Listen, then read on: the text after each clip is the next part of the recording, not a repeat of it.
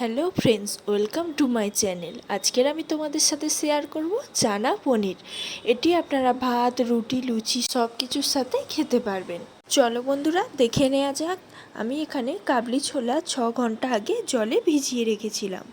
আর একটা আলু আমি এখানে ডুমো ডুমো করে কেটে নিয়েছি। এইবার কাবলি ছোলা আর আলুর টুকরোগুলো প্রেসারে 6টা সিটি দিয়ে সেদ্ধ করে নেব।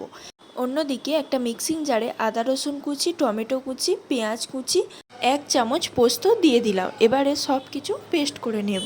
পনির আমি ছোট ছোট টুকরো করে কেটে নিয়েছি। পেস্টও আমার তৈরি হয়ে গেছে। এইবার ওভেনে একটা কড়াই বসিয়ে দিয়েছি। কড়াইয়ে রিফাইন তেল দিয়ে দিয়েছি। তেল হালকা গরম হয়ে গেলে পনিরের টুকরোগুলো দিয়ে দেব। পনিরগুলো হালকা করে ভেজে নিতে হবে, খুব বেশি কড়া করে ভাজবো না। পনিরের ওপর 1/2 চামচ নুন দিয়ে দিলাম। নুন দিয়ে পনিরগুলো আর একটু নেড়ে চেড়ে ভেজে নেব। পনির যদি খুব বেশি লাল করে ভাজা হয় তাহলে পনিরের টেস্ট থাকে না। একটা পাত্রে আমি জল নিয়ে নিয়েছি। পনিরগুলো 2-3 মিনিট ধরে হালকা লাল করে ভাজা হয়ে গেছে। এবার পনিরগুলো তুলে নেব। তুলে আমি ওই জলের মধ্যে দিয়ে দেব। পনির ভাজার পর কিছুক্ষণ জলে ডুবিয়ে রাখলে পনির নরম থাকে, শক্ত হয়ে যায় না। পনির তুলে নেওয়ার পর কড়াইয়ে ওই তেলে পেস্ট করা মশলাটা দিয়ে দেব। মশলা দিয়ে একটু নেড়ে চেড়ে নেব। তারপর মশলার উপরে দিয়ে দেব হলুদ গুঁড়ো, 1 চামচ লঙ্কা গুঁড়ো, 1 চামচ জিরে গুঁড়ো দিয়ে সব কিছু মশলার সাথে খুব ভালো করে নেড়ে চেড়ে কষিয়ে নিতে হবে।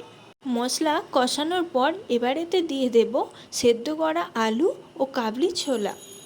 এইবার কষানো মশলার সাথে সেদ্ধ করা আলু ও ছোলাটা কষিয়ে নেব।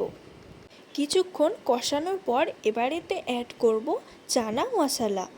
মশলা সব কিছুর সাথে খুব ভালো করে মিশিয়ে নিয়ে জলে ভিজিয়ে রাখা পনির ও জল দিয়ে দিলাম। এবারে কড়াই সব কিছু ভালো করে নেড়ে চেড়ে নিতে হবে। গ্রেভিটা ফুটে উঠলে আপনারা চাইলে এতে একটু চিনি দিয়ে দিতে পারেন। চিনি দেওয়াটা ভিডিও থেকে কাট হয়ে গেছে। আমি এখানে খুব অল্প পরিমাণে তেল মশলা দিয়ে আপনাদেরকে ভিডিওটা শেয়ার করছি। আপনারা আপনাদের স্বাদ মতো তেল মশলা এখানে ব্যবহার করবেন। জল দেওয়ার পর 6-7 মিনিট ধরে গ্রেভিটা একটু ফুটিয়ে একটু নেড়ে চেড়ে এলেই তৈরি আমাদের দারুণ টেস্টি চানা পনির মশলা। বন্ধুরা, আমার এই কম তেল মশলা ব্যবহার করে চানা পনির মশলা রেসিপিটা ভালো লাগলে অবশ্যই লাইক, কমেন্ট, শেয়ার, সাবস্ক্রাইব করে দেবেন।